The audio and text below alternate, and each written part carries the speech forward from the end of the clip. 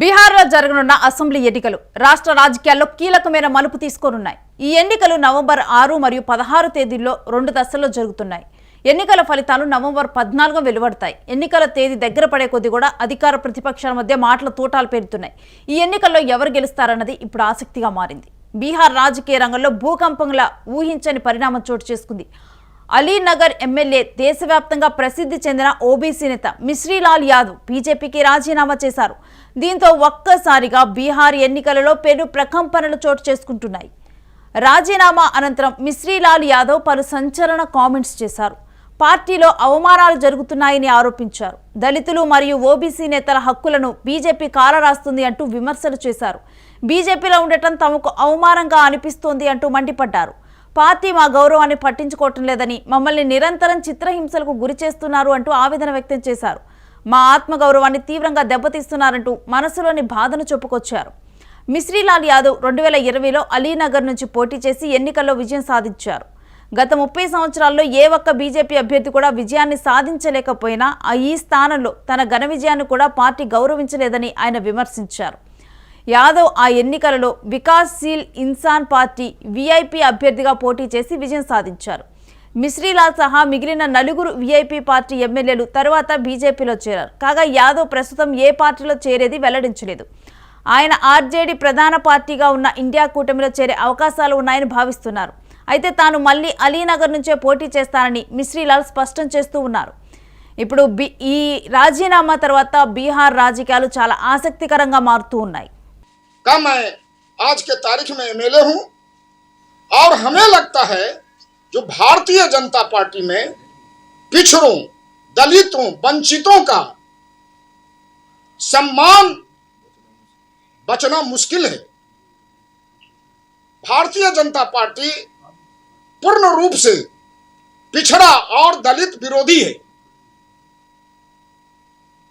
ऐसे स्थिति में जहां पिछड़ों के मान सम्मान, दलितों के मान सम्मान की रक्षा न हो पावे, वहां मेरे जैसे स्वाभिमानी आदमी को जब स्वाभिमान पर ठेस पहुंचता है तो क्षण भर भारतीय जनता पार्टी में बने रहना अच्छी बात नहीं है.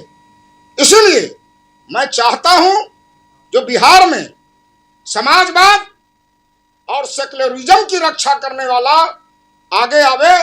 और मैं आज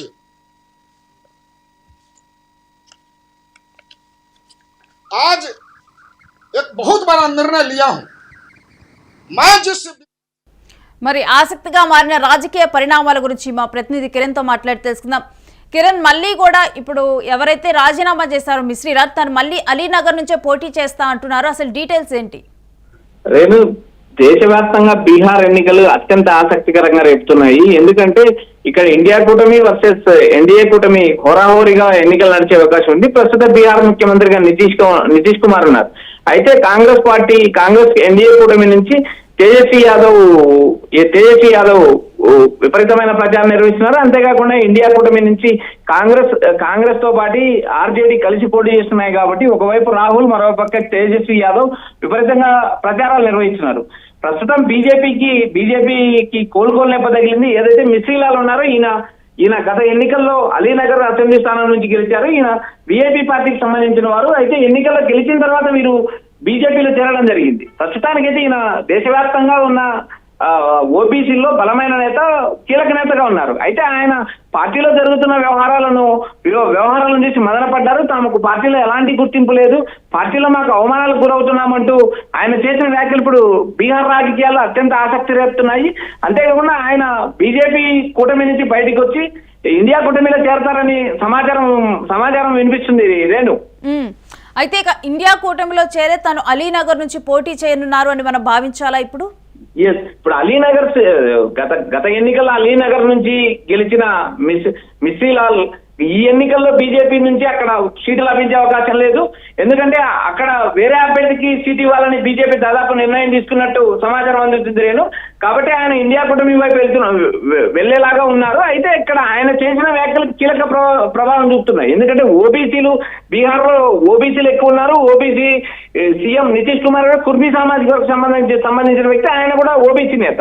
అయితే ఇక్కడ బీహార్ లో ప్రధానంగా కుల రాజకీయాలు ప్రభావితం చేస్తాయి, కులాల చుట్టూ రాజకీయాలు నడుస్తాయి. అటు తేజస్వి కావచ్చు, ఇటు నితీష్ కుమార్ కావచ్చు, ఈ రెండు వర్గాలు కూడా కేవలం కుల ఓటింగ్ మీద ఆధారపడి ఉంటాయి. ఇక్కడ కీలకమైన ప్రశాంత్ కిషోర్ పార్టీ ఏర్పడము, ఆయన జనసురాజ్ పార్టీ నుంచి పోటీ చేయడము, ఇక్కడ త్రిముఖ పోటీ ఏర్పడుతుందా లేక బీహార్ ఎన్నికల్లో ఏమైనా హంగ్ ఏర్పడుతుందా అనేది కూడా ఒక ఆసక్తికరంగా చర్చ నడుస్తుంది. రేణు, కిరణ్, అంటే అలీనగర్ లో తనకు బీజేపీ నుంచి సీటు లభించదు కాబట్టే తాను బయటకు వచ్చారని చూడాలా మరి?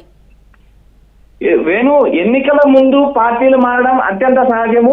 ఎందుకంటే అక్కడ సీటు లభించకపోవడం ఒక కారణం అయితే, దేశవ్యాప్తంగా రాజకీయ మార్పులు, రాజకీయ పరిణామాలను బట్టి ఆయా నేతలు నిర్ణయం తీసుకుంటారు.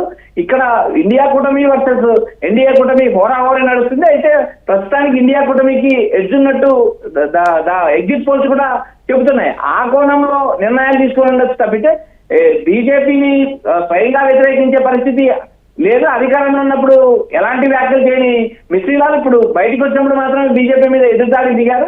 ఆయనతో పాటు మరో నలుగురు కూడా ఏదైతే వీఐపీ పార్టీ నుంచి గెలవడం జరిగింది.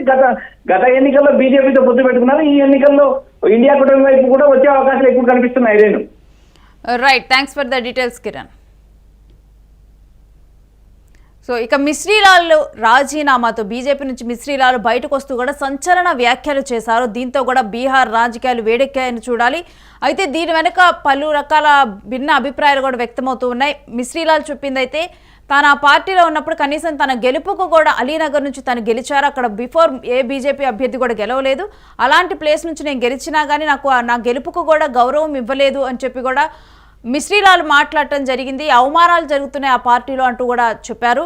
కానీ ఇప్పుడు అక్కడ ఉన్నటువంటి ఏదైతే ఎగ్జిట్ పోల్స్ ఉంటాయో ఎగ్జిట్ పోల్స్ కూడా ఇటు ఇండి పార్టీ దీనికి మాత్రమే బీజేపీకి అక్కడ అనుకూలంగా ఫలితాలు రాకపోవడంతో కూడా ఇందుకే మిశ్రీలాల్ మారారు అంటూ కూడా ఇప్పుడు మరొక విభిన్న స్వరాలు కూడా దీని మీద వినిపిస్తున్నాయి. కానీ ఈ వ్యాఖ్యలు ఈ పార్టీల మార్పుతోనైతే బీహార్ రాజకీయాలు ఇప్పుడు మరొకసారి కూడా వార్తల్లో నిలిచాయి.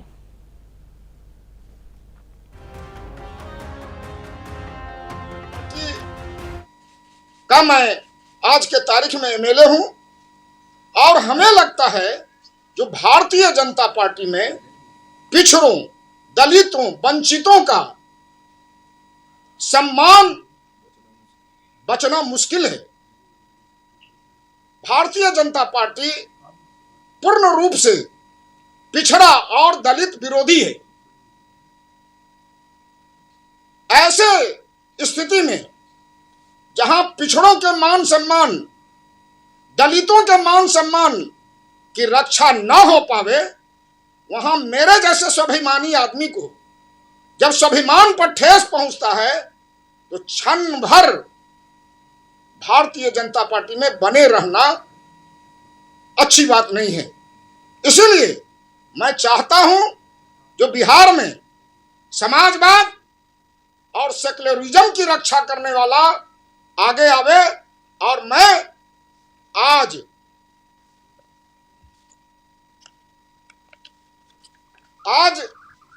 एक बहुत बड़ा निर्णय लिया हूं। मैं जिस विधानसभा क्षेत्र से एमएलए हूं वहां 30 वर्षों से कोई एनडीए चुनाव लड़ा लेकिन बुरी तरह पराजित हुआ। मित्रों, आप सबों को, बिहार वासियों को सुन के आश्चर्य लगेगा, जो अलीनगर के अंदर जो एक चर्चित विधानसभा है वहां से मैं चुनाव लड़ा और चुनाव लड़ने के बाद आपको वहां एनडीए पहली बार जीता है। एनडीए अलीनगर में पंडित हरनाथ मिश्र चुनाव हारे, महेंद्र झा आजाद चुनाव हारे, हरिश्चंद्र झा चुनाव हारे, रामनारायण ठाकुर हारे और वीर बांकड़ा प्रभाकर चौधरी जैसे बाहुबली भी अलीनगर में चुनाव हारा। लेकिन एक साधारण आदमी, समाज के सबसे निचली पायदान पर रहने वाला व्यक्ति जब वहां चुनाव लड़ने के लिए गया तो वहां एनडीए का परचम लहराया। आज पिछड़ा दलितों का ही अपमान नहीं हो रहा है, मेरा भी अपमान हो रहा है।